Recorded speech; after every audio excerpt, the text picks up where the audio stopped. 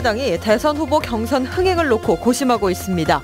오늘 순천에서는 정운찬 전 총리가, 여수에서는 김홍걸 더민주 국민통합위원장이 각각 강연에 나섰습니다. 호남 최대 운전면허 시험장이 광양에 들어섰습니다.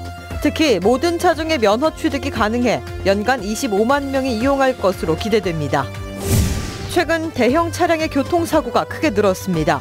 대형 인명이나 재산 피해, 2차 사고로까지 이어질 우려가 크다는 게 문제입니다. 전남 인구 190만 명 선이 붕괴될 우려가 높아졌습니다. 지난 한 해에만 5천여 명이 줄었습니다. 여러분 안녕하십니까? 계속해서 전남 동부권 소식입니다. 대통령 탄핵 심판이 임박하면서 대선 시계도 빨라지고 있습니다. 특히 경선을 준비 중인 민주당과 국민의당 두 야당의 분위기가 사뭇 대조적입니다. 윤근수 기자입니다. 손학규 전 대표가 통합선언 열흘 만에 국민의당에 입당했습니다. 국민의당 당원 동지들과 함께 진짜 정권 교체 반드시 이루겠습니다. 이로써 국민의당에서도 안철수, 천정배, 손학규 세 전 대표의 경선 구도가 만들어졌습니다. 대선 주자가 더 합류할 가능성도 있습니다. 정운찬 총리도 함께 해주시기를 이 자리를 빌어서 다시 한번 요청드립니다. 하지만 광주를 방문한 정운찬 전 총리는 우선은 독자적으로 활동하며 힘을 키우겠다고 밝혔습니다. 아직까지는 어느 특정 당과 합한다 또는 어느 특정 당에 입당한다는 계획은 없습니다. 텐트 문을 더 열어둬야 하는 국민의당으로선 당장 경선 룰을 만들거나 일정을 잡기가 곤란한 상황입니다. 민주당에 비해서 당원 수나 지지율이 낮아서 경선을 흥행시킬 수 있을지 불투명하고 역선택의 영향을 받을 가능성이 상대적으로 높다는 점도 고민거리입니다. 반면 민주당은 예상을 뛰어넘는 흥행 조짐에 한껏 고무돼 있습니다. 선거인단 규모가 200만에 이룰 수 있다는 전망이 나오는가 하면 안희정 충남지사의 상승세로 경선 분위기도 달아오르고 있습니다.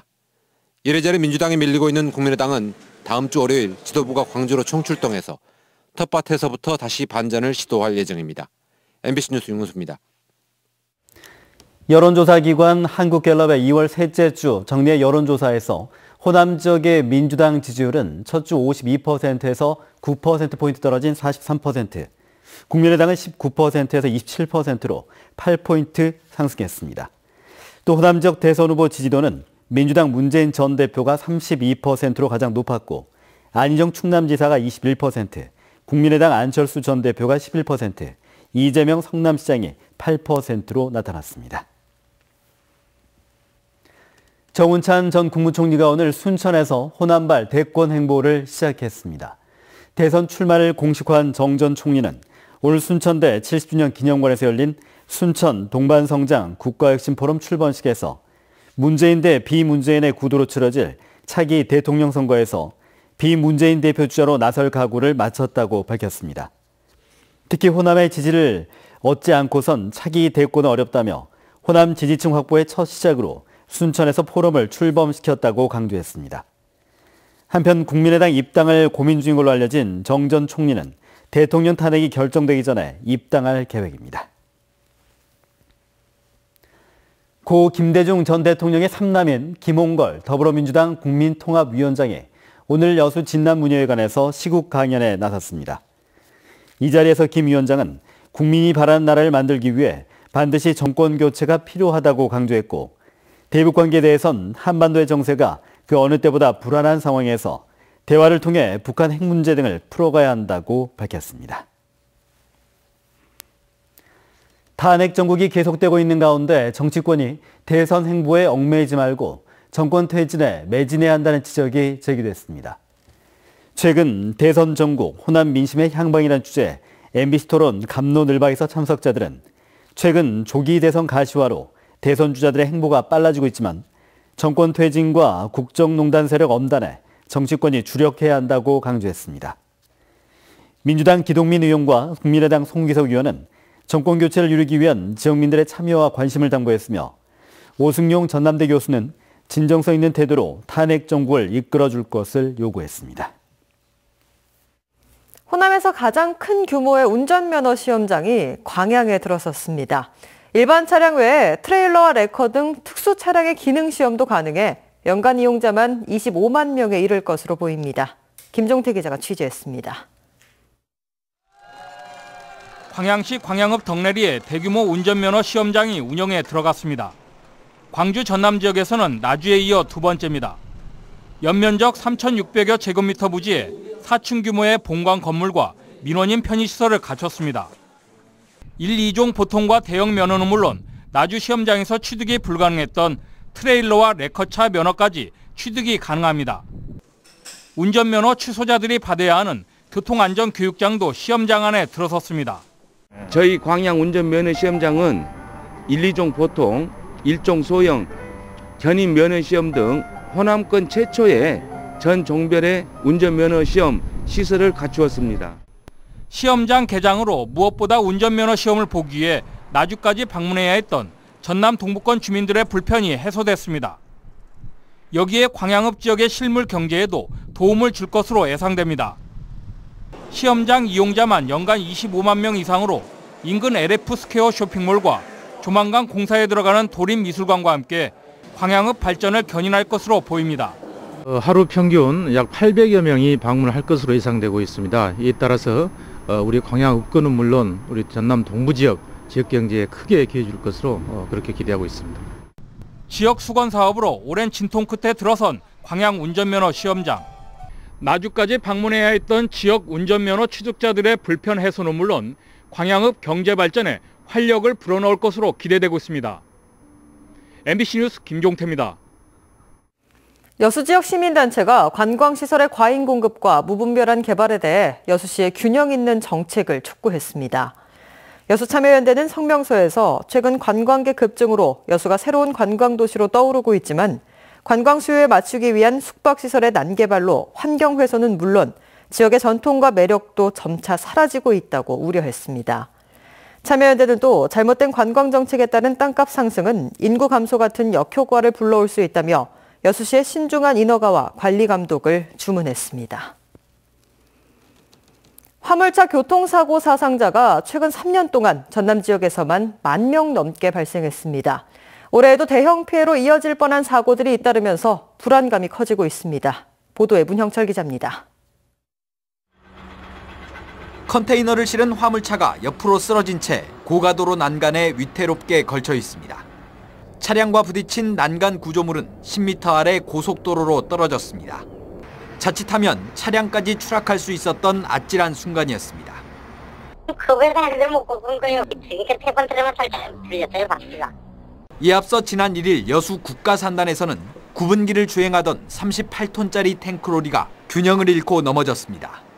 차량에는 20톤이 넘는 유해 화학물질까지 실려 있었습니다. 이처럼 산업단지와 항만을 끼고 있는 여수와 광양 등에서는 연초부터 화물차 교통사고가 끊이지 않고 있습니다.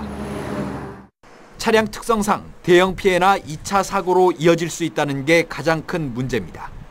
실제로 최근 여수 묘도대교에서는 대형 트레일러가 콘크리트로 된 중앙 분리대를 들이받는 사고가 발생했는데 파편이 반대편 차선까지 넘어가면서 주행하던 차량 석 대가 추돌하기도 했습니다. 정지 거리가 매우 길고요. 앞차와 안전거리를 판단하는 데 어렵습니다. 그에 따라서 일반 승용차와 비교했을 때 인적 물적 피해 사고가 대단히 큽니다.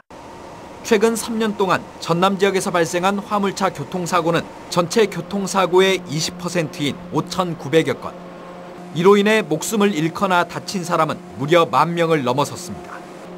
MBC 뉴스 문형철입니다. 해경이 우리 해역에서 불법 조업한 중국 어선들에게 올해 처음으로 총기를 사용했습니다. 선체에 쇠창살까지 두르고 돌진하는 등 중국 어선들의 저항이 날로 거세지고 있습니다. 김진성 기자입니다. 전남 신안군 가거도 남서쪽 56km 해상.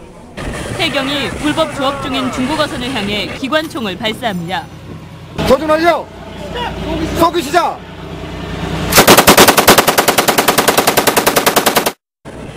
해경이 무허가로 조업 중인 중국 어선에 무기 M60 900발을 발사한 건 어젯밤 11시쯤.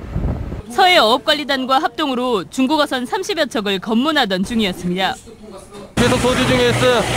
현측 생창살, 현측에 생창살 다수 모이고 있어요. 선체 양쪽으로 단속대원이 올라오지 못하도록 쇠창살과 철망을 설치한 이들은 한 척이 납포되자 40여 척이 가세해 집단으로 저항했습니다. 해경 함정과 어업지도선으로 돌진하는 등 거세게 저항하던 이들은 사격이 시작되자 어업협정선 바깥으로 달아났습니다. 우리 해역에서 불법 행위를 감행하는 외국 어선들에 대해 어떠한 경우라도 물러서지 않고 강력히 대처해 나갈 것입니다. 해경은 지난해 11월 무기 사용 매뉴얼을 발표한 뒤 20차례 3,005발을 발사해 불법으로 저항하는 중국 어선들을 퇴거시켰습니다. MBC 뉴스 김진선입니다. 전남 지역의 인구가 190만 명에 붕괴될 가능성이 높아졌습니다. 행정자치부에 따르면 지난달 기준 전남 지역의 인구는 190만 2천여 명으로 지난해 말보다 1,500명 이상 감소했고 지난해 기준 5천여 명이 사망하거나 타 지역으로 이주했습니다. 전남은 65세 이상 인구가 전체의 20%를 넘는 초고령 사회로 진입한 데다 조선업 등 기반 산업의 침체로 지역을 떠난 주민들이 늘면서 인구 유입 정책에 성과를 내지 못하고 있습니다.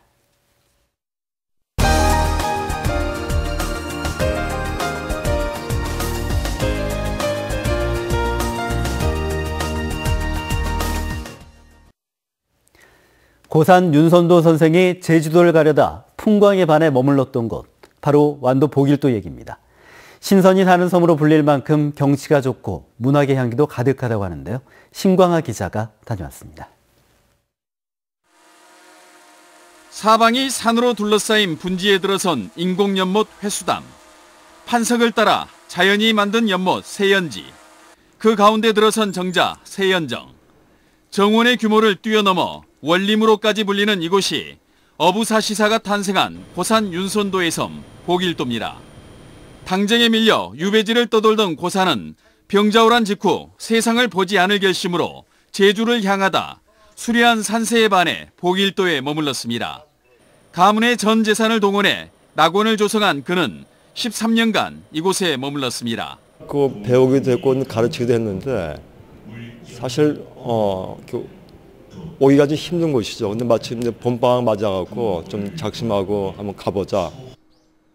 세연정과 동천석실, 낙서제 등 고산이 머물렀던 공간들마다 지금도 수많은 관광객들이 찾고 있습니다.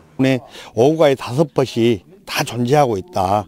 그런 부분이라면은 아마 어구가도 이 낙서제 이 부분에서 생겨서 창작하지 않았냐 생각이 듭니다. 추자도가 손에 잡힐 듯 바라보이고 맑은 날이면 한라산도 육안으로 볼 수 있는 망끝 전망대. 크고 작은 동그란 돌들이 파도에 부서지며 맑은 소리를 내는 공룡알 해수욕장. 제주도로 유배가던 우암 송시열이 억울함을 호소하며 시를 남겼던 바위는 보길도가 간직한 보물입니다. 보길도는 고산 윤선도 선생으로 인해 세상에 널리 알려졌지만 우리나라에서 동백이 가장 많은 섬 가운데 하나입니다. 이곳에 피는 동백은 백동백으로도 불립니다. 정돌이, 구계 등 경작지에 인공숲과 동백, 황칠 등 난대숲이 가득한 보길도. 설화와 역사가 혼재한 신선이 사는 섬으로 다가오고 있습니다. MBC 뉴스 신광하입니다. 이재용 삼성전자 부회장의 구속 등 특검 수사가 급물살을 타고 있는 가운데 지역 내 촛불 집회도 확대될 전망입니다. 지역별 정권퇴진본부는 내일 여수 흥국체육관 앞과 순천 연향동 국민은행 앞, 광양 중마동 23호 광장 등에서 시민 500여 명이 참석한 가운데 촛불 집회를 이어가기로 하고 헌법재판소에 조속한 탄핵 심판과 박근혜 대통령의 즉각 퇴진을 촉구할 계획입니다. 운동본부는 특히 오는 25일 서울 광화문 광장에서 열릴 민중총궐기 대회를 앞두고 지역민의 적극적인 참여를 독려하기 위한 선전전도 펼칠 계획이라고 강조했습니다. 전남 지역의 해조류 양식장 7,000헥타르가 새롭게 개발됩니다. 전라남도는 해외 수출이 증가하고 있는 김과 다시마 등의 해조류 양식장을 현재 5만 6천 헥타르에서 내년 6월까지 6만 3천 헥타르로 확대하기로 하고 최근 구체적인 지침을 마련해 각 시군에 통보했습니다. 전라남도는 다음 달까지 각 지자체로부터 신청을 받아 4월까지는 양식장 개발 계획을 승인할 방침입니다. 여수시가 미세먼지 발생 문자 알림 서비스를 시행합니다. 여수시는 고농도 미세먼지로부터 어린이, 노약자 등 취약계층을 보호하기 위해 대기 중에 떠다니는 10마이크로미터 이하의 입자상 물질, 미세먼지의 예보 등급이 나쁨 이상일 경우 발령하는 경보사항을 문자를 통해 시민들에게 알릴 계획입니다. 문자 알림 서비스는 취약계층 보호를 위해 관내 어린이집 운영자 152명과 경로당 노인회장 521명에게 우선 제공하고 알림 서비스 수신 희망 시민에게도 제공하기로 했습니다. 광양시가 광양 불고기와 닭 숯불구이에 대한 증명표장을 특허청에 등록 완료했습니다. 증명표장은 상표권의 일종으로 서비스업의 품질과 상품, 원산지 등을 법적으로 보호받는 제도입니다.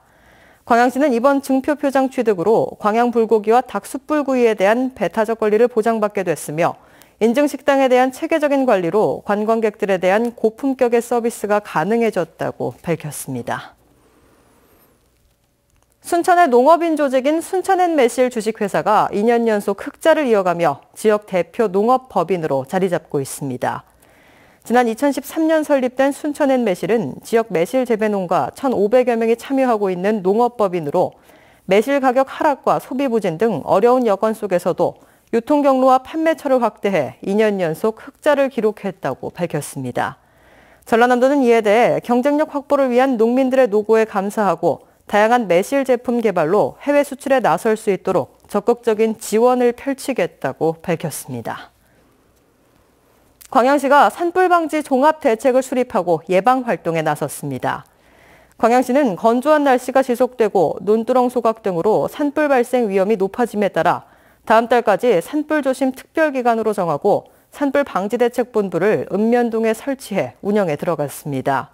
또 광양소방서와 비상연락망을 구축하고 산불 감시 초소와 임차 헬기 운영을 통해 산불 취약지에 대한 순찰 활동을 강화하기로 했습니다.